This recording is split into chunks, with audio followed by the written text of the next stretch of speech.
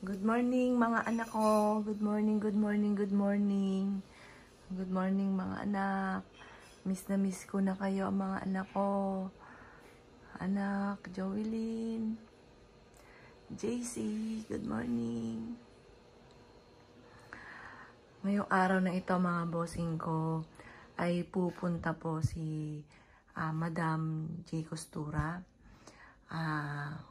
Kaya excited po ako na kumbaga kung tatawid ako. Gusto ko makita ang aking mga anak. Gusto ko silang makausap. Sobrang miss ko na sila. Good morning mga anak ko. Good morning, good morning. Thank you sa flowers. Bigay po yan ng boyfriend po niya na si Oli. Na sobra naman ako natutuwa kasi hindi siya nakakalimot. Kahit si Jolene ay wala na, lagi rin po siya nandito.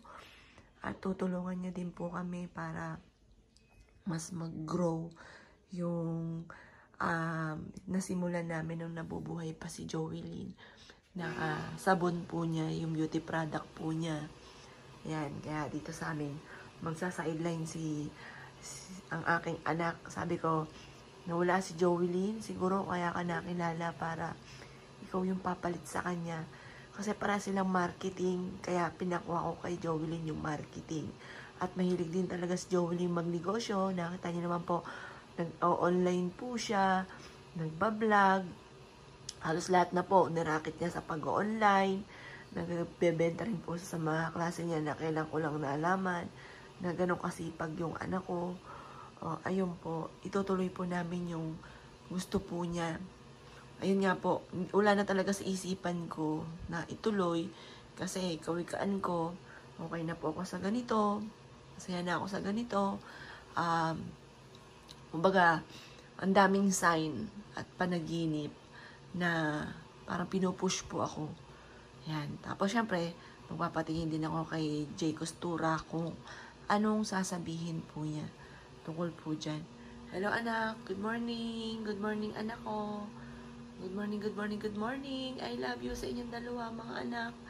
I love you, I love you, I love you. Mahal na mahal kayo ni Mami.